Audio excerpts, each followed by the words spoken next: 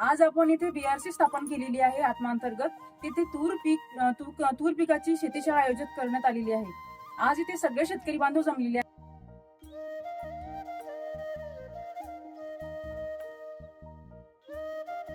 खापरे रामपात त्यांनी तयार केलेले आहे. त्याचा उपयोग आपण कुठे करणार आहे, कसा करणार आहे, त्या निविष्ठा कशा बनवल्या जातात याबद्दल सविस्तर माहिती तुम्हाला हे लोक सांगणार आहे आज. तर मी म्हणजे सर्वप्रथम आमच्या बीटीएम मॅडम काटेकर मॅडम यांना विनंती करते की त्यांनी 2 शब्द प्रोजेक्ट बद्दल माहिती द्यावी. धन्यवाद. ते पोटा, सिल्लेवाडा तसेच चनकापूर ही गाव मिळून राष्ट्रीय नैसर्गिक शेती मिशन या प्रकल्पाअंतर्गत आणि आत्मा मार्फत आणि कृषी विभागाच्या समन्वयाने आपण इथे एक नैसर्गिक शेती उत्पादक गट पोटा म्हणजे स्थापन केलेला आहे. त्याचा आत्मा अंतर्गत नोंदणी झाल्यानंतर त्यांना आपण जैविक संसाधन केंद्र मंजूर करून दिलेलं आहे. त्या जैविक संसाधन केंद्रामध्ये कशा तयार करायच्या, नैसर्गिक पद्धतीने शेती कशी करायची आणि रासायनिक पद्धतीचा जो खर्च वाढलेला आहे तो कमी करून नैसर्गिक पद्धतीने तो कसा कमी करायचा आणि त्या निविष्ठा कुठे वापरायच्या, कशा वापरायच्या, पिकाच्या कोणत्या स्टेजला वापरायच्या याचं सविस्तर मार्गदर्शन आज आपल्याला खापरेजी करणार आहे. नमस्कार, मी केशव खापरे, जगदंबा नैसर्गिक शेतकरी गट याचा केअरटेकर आहे आणि आत्मा अंतर्गत जैविक निविष्ठा तयार करण्यासाठी आपल्याला बीआरसी मंजूर झालेली आहे. तर सर्वप्रथम तुम्हाला मी हायटेक जीवामृतच्या बाबतीत माहिती देतो आहे. हे हायटेक जीवामृत आहे, याच्या देण्यामुळे पिकाची क्षमता, रोग क्षमता जास्त वाढते, फुलधारणा चांगली होते, जमीन सुपीक करते. त्याच्यानंतरची ही दुसरी जी निविष्ठा आहे तर हे आहे जैविक खत, ज्याच्यामध्ये NPK असं हे तिन्ही प्रमाणात आहे. त्याच्यात नायट्रोजन 22% आहे, कॅल्शियम 60% आहे आणि फॉस्फरस हे सुद्धा 40% आहे. असं हे जैविक निविष्ठा आहे आणि याची जी प्रक्रिया आहे ही किमान 60 दिवसात तयार होते. याच्यामध्ये बॅक्टेरिया जे आहेत त्या 3 प्रकारचे बॅक्टेरिया टाकावे लागतात. त्याच्यामध्ये ॲझोटोबॅक्टर आहे, ट्रायकोडर्मा आहे, सुडोमोनास आहे आणि रायझोबियम आहे. याच्यामुळे कसं होतंय की जमिनीची जी पोत आहे ती जास्त सुधारते, कारण आपण रासायनिक खत टाकून जमिनीची जे आज जमीन आपली ICCU मध्ये गेलेली आहे तिला बाहेर काढण्यासाठी या खतांचा वापर आपल्याला सगळ्यात जास्त करणं जरुरीचे आहे.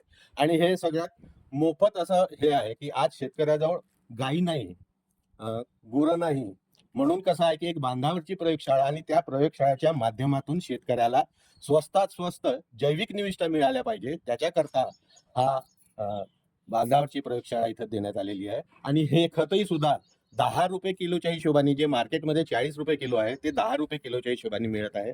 दुसरं ते जीवामृत जे सांगितलेले आहे तर ते सुद्धा आपण 10 ते 15 रुपये लिटर या हिशोबाने देत आहे. ट्रायकोडर्मा आहे आपण इथे तयार करत आहे, ट्रायकोडर्मा सुद्धा आपण 20 रुपये लिटरच्या हिशोबाने देत आहे. ॲझोटोबॅक्टर 20 रुपये लिटरच्या हिशोबाने देत आहे आणि इतर जे जीवाणू खते आहेत ते सुद्धा त्याच दराने देत आहे. आता पुढची माहिती अजून देत आहे की जे अग्निअस्त्र आहे, ब्रह्मास्त्र आहे, की ज्याच्यामुळे शेतात जी कीड व्यवस्थापन आहे ते कीड व्यवस्थापनासाठी आपण तुम्हाला आतमधल्या लॅबमध्ये नेऊ इच्छितो. हो.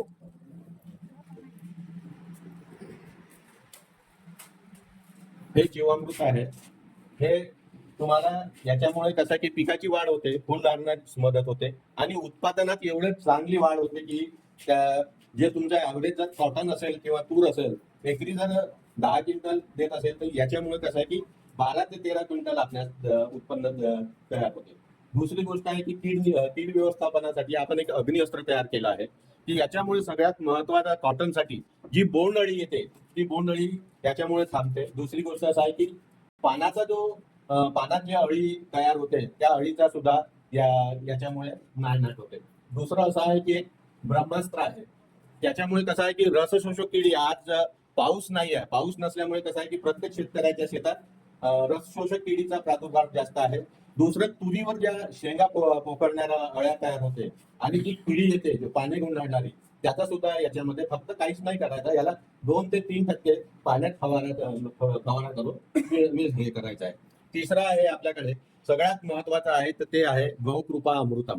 गौकृपा अमृतम हे सगळ्यात सोपी आणि स्वस्त आहे आणि हे याचं एक प्रकारचं इतकी मदत होते की याच्या फवाऱ्यामुळे समजा जमिनीमध्ये आपण ड्रेंचिंग केली किंवा झाडावर सुद्धा फवारणी केली आणि पानातून जे खाली पडतं पाणी त्याच्यामुळे कसं की ही जमीन भुसभुशीत होते आणि पिकाची वाढ फार जोमात होते आणि उत्पादनात मदत करते. याचा सुद्धा 5% फवारा आपण केला तर हे होते. त्याच्यानंतर तिसरी जे आहे ते आहे निमास्त्र. आज पाऊस नाही आहे.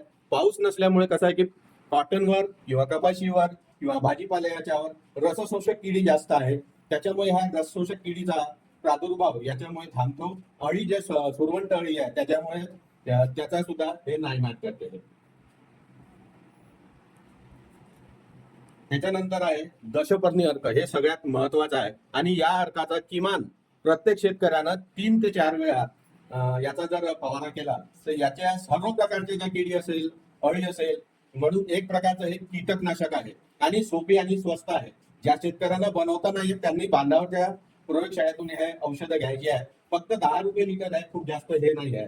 त्याच्यानंतर हे जैविक खत आहे. जैविक खताचे कसं आहे की ज्या शेतकऱ्याला कमी प्रमाणात टाकायचं आहे किंवा जास्त प्रमाणात टाकायचं आहे, समजा त्यांनी रासायनिक खत वापरण्याचा हे केला आहे, निर्धार केला आहे, तर त्याला आमचं एकच मत आहे की तुम्ही रासायनिक खताचा वापर किमान 2 एकर जर तुमची शेती असेल तर 1 एकर शेतीवर नैसर्गिक शेती खतांचा वापर करा, नैसर्गिक निविष्ठांचा वापर करा आणि 1 एकरवर तुम्ही रासायनिक खताचा वापर करा.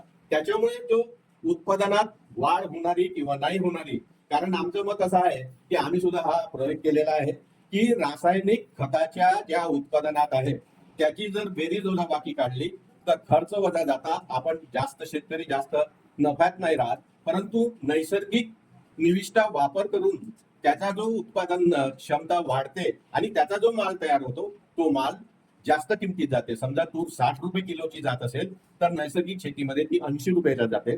त्याच्यामुळे कसं आहे की उत्पादनात घट होत नाही पण रेटमध्ये चांगला दर मिळतो. त्याच्यामुळे हा जैविक निविष्ठा आपण वापर केला पाहिजे.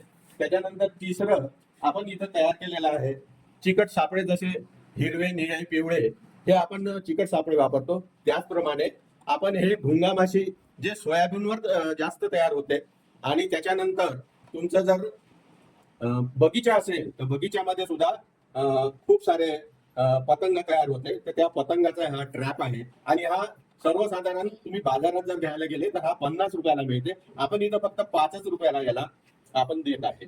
दुसरे आहे याच्यामध्ये चिकट सापळे, ते सुद्धा आपण इथं तयार करत आहे आणि चिकट सापळ्यामध्ये सुद्धा आपण बाजारात जे मिळते त्याच्यापेक्षा मोठे पिवळे, निळे आणि पांढरे या प्रकाराचे कीड नियंत्रणासाठी आपण इथं तयार करत आहे. तर धन्यवाद. आपण सगळ्यांनी माझ्या 2 गोष्टी ऐकून घेतल्या आणि जैविक निविष्ठाच्या बाबतीत संपूर्ण माहिती मी आपल्याला दिली, त्याच्याकरता मी सगळ्यांचे धन्यवाद मानतो आणि अशाच निविष्ठा आपण सगळ्यांनी वापर करावा अशी मी सगळ्यांना आग्रहाची विनंती करतो. धन्यवाद.